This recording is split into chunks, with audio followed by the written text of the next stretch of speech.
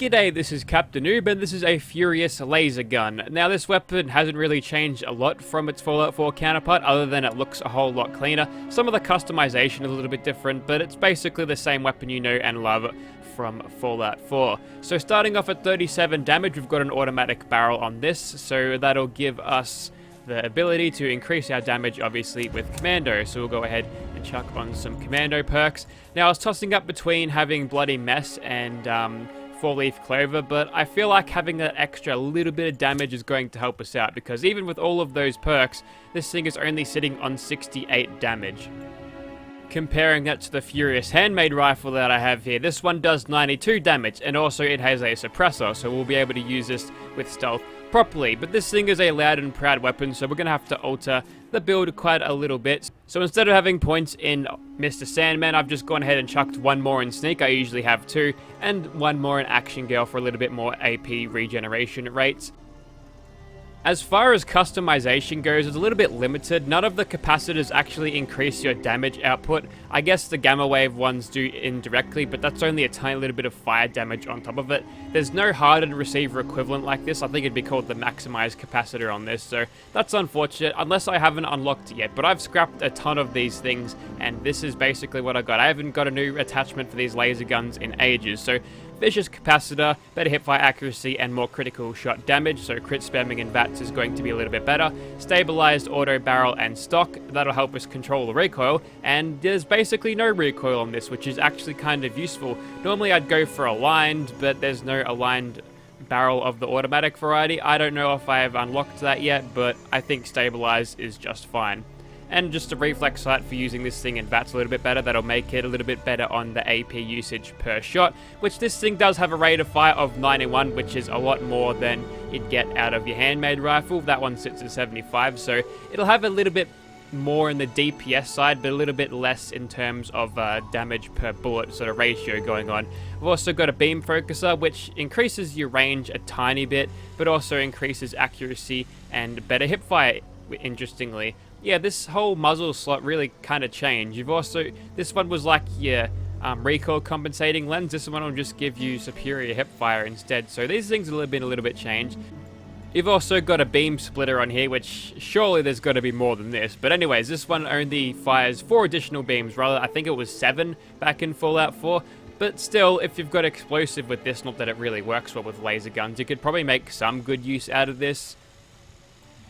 And as always, be sure to chuck on Super Duper in luck and also Ammo Smith in agility to make the best use out of ammo crafting. You'll find this with all of the energy ammo stuff, and it'll require a bit of copper, bit of lead, a bit of plastic. I've got like 3,000 of these right now, so I won't craft any, but you actually craft 54 per go, which is actually not that bad. Okay, here's what we're going with apparel. To make the best use out of our stealth function, we're going to be using 4 bits of chameleon armor, which do stack. Ask me if you're not sure how. And then you've got standfast there. And we've also got the tattered dress. This one won't actually help us with sneaking, but as you can tell, it gives you 1 perception. As far as I know, it's actually the only outfit in the game which you can wear over armor that actually gives you +1 perception. That'll help us out in VATS. We've also got marsupial, so, you know, that's cool.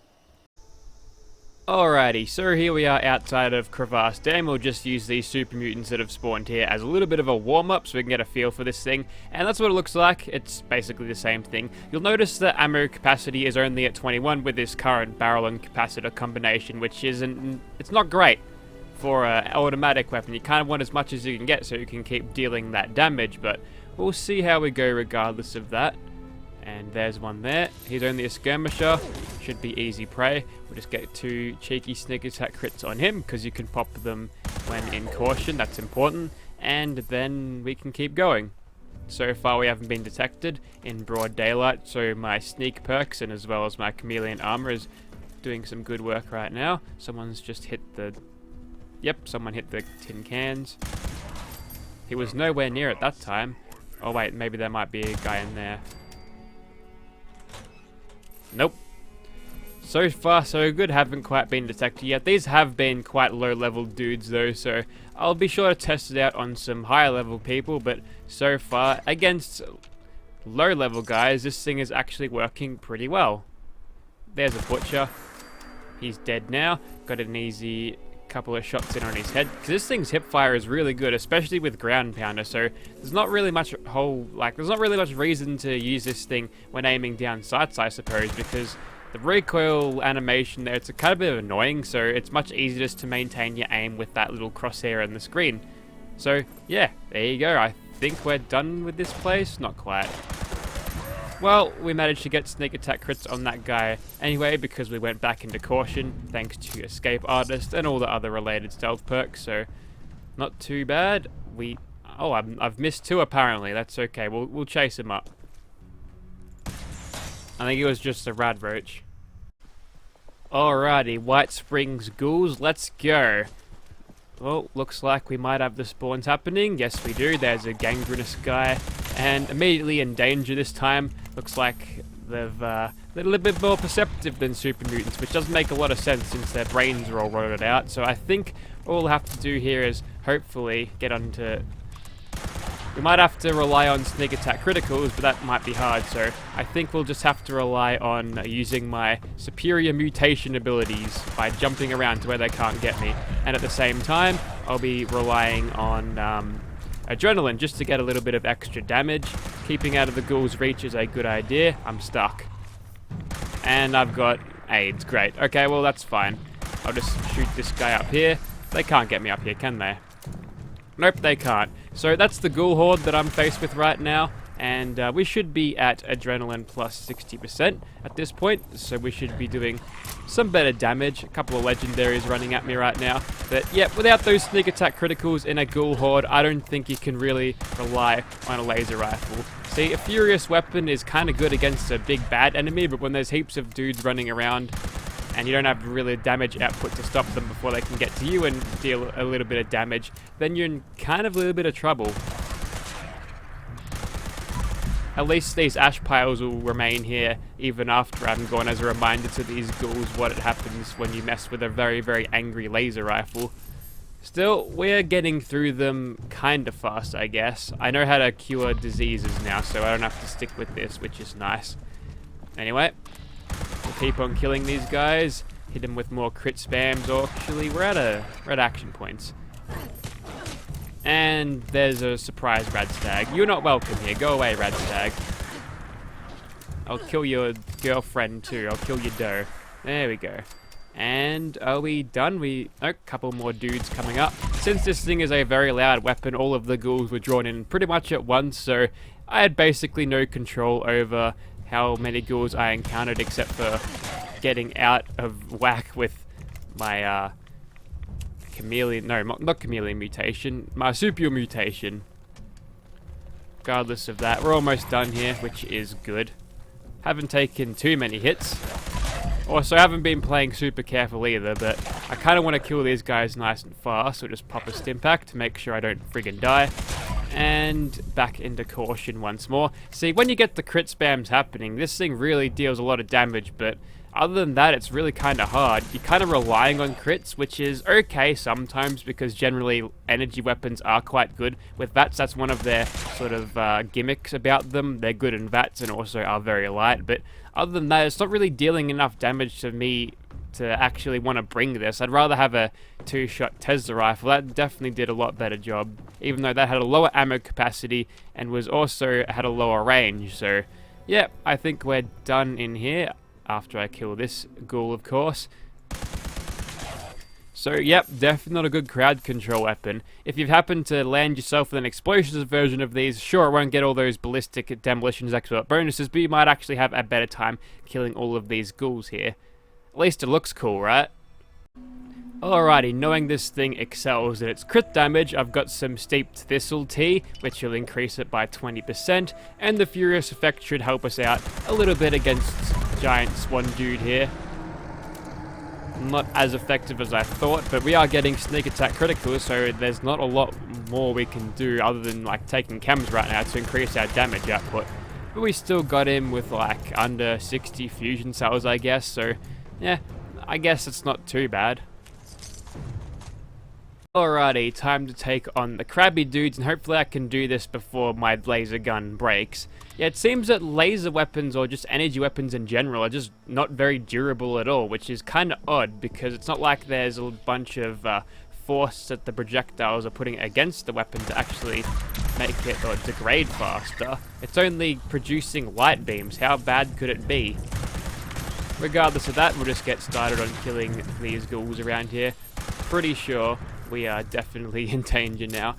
Fortunately, that one just sort of stopped in his tracks for a second, which is good. If I remember correctly, I think Mirelurks have less energy resistance than they do... never mind. Okay, my gun's broken. I'll be right back. Yeah, even with Gunsmith at rank 5, this thing still breaks on you so goddamn quickly. It's a real shame. Anyways, where was I? Oh god, now old mate over here is gonna steal all my kills. Alright, I'm gonna beat you to it, Mr. Guy in Minecraft power armor. So we're just gonna close in on these guys. There was the king back there. I don't know where he got himself to. I hear another crabby dude. Where are ya? Okay, he's just there. I'll target him in these legs, because otherwise I'll just be hitting his shell. And the Mirelurk Queen is about. Good on her. Let's go ahead and crit spam her face, and hopefully we can actually see the Furious Effects do some work here. I think I hear something behind me. Ah, there's the king. Nice of you to join me. Luckily, he's not... oh man, I'm losing health fast. Luckily, he wasn't diseased, because it'd be hard to kill if he was diseased. Okay, back into caution. Thank you very much, escape artist. Let's try to make something out of this and get out of this goddamn water, please. And that's not ideal. You need to turn around, Queenie. Screw it, I'll just go ahead and just hit you like that. Fine, that'll work. We'll just use concentrated fire to smash through her shell right to her face and get damage that way. Instead, that works pretty good. And we'll go ahead and try to use this thing without sneaking, and just to give you an idea of what this thing is like with all of my glorious sneak attack multipliers. Yeah, okay. It's a problem when you can't kill a dude in one magazine, because then you have to wait. Stimpack, please. Don't forget to stimpack, thank you. Yes. Because you have to wait for a reload, which means the time to kill is even longer than it ought to be. So, luckily we do have not concentrated fire, escape artists to just pop out of caution, or pop into caution whenever, but still, that's not a very good crutch to have with this weapon. You sort of want a weapon to not have to rely on that, even though it's pretty reliable, like the perk itself. It's just not a good thing to have to rely on that sort of stuff to get you out of situations. You kind of want to have a weapon that produces enough damage output to get you out of the situations and not have to rely on the perks. So, yeah, it's pretty difficult to use this thing. Just to give you an idea of how flimsy this thing actually is, that's how much I've done on the condition bar with that fight after I've repaired this thing alone. So, yeah, this thing is going to break on you so much. Anyways, let's go ahead and take on a Scorch Beast now, but this time we're not going to pull any punches. We're going to go for some Psycho buff, and then we're going to go for some Stealth Boys, so we're nice and all hidden whilst we do this, and then we'll get started on the Scorch Beast dude. Pretty successful crit spam first off, but it'd probably be a little bit better if I had... ooh, damn, he's actually hitting quite hard, and we're detected. Do I not have a Stealth Boy on? No, I don't. Why didn't that activate? One moment. Okay, I can't activate the high level Stealth Boys, but the basic ones I can, so I don't know what's happening there. There we go. Even when we're in danger there, we actually got quite a lot of his health taken out, so there you go. But we've got a bunch of other dudes next to us now, which is going to be a little bit of a problem, unless we can kill them easily. And if we do kill them easily, that's more adrenaline damage for me, but we're kind of being swarmed right now. There's even more around. Got to deal with the melee dudes first. You know what? You're weak enough that I'll probably just kill you. No, I can't actually see anything. Scorch Beasts, not the funnest things to fight when your weapons are crap. Also, almost done with these guys. Who's left? Just you. Well, there you have it, the Furious Laser Rifle. It's kind of disappointing. Energy weapons in this game seem kind of bad. At least the two-shot plasma gun was passable, but The plasma guns are always alright, I suppose, but man, laser guns in this game are just trash tier weapons. They break too fast, they don't do enough damage output. Sure, they might be better in VATS and weigh next to nothing, but that's not enough to justify using this weapon because it's just so damn weak. So, yeah, I think I have failed in my attempt to actually make a weapon out of this, at least for an endgame purpose. You can have a lot of fun with this if you're taking on much lower level dudes, so fine. There's merit into using it for that, but still, with so many more better, more accessible options out there, there really isn't any reason to use laser guns at all. They're just terrible, so I wouldn't recommend using this thing anywhere. So if you'd like to buy this thing, you can buy it for 0 caps and maybe a disease cure or something. Thank you for watching, guys.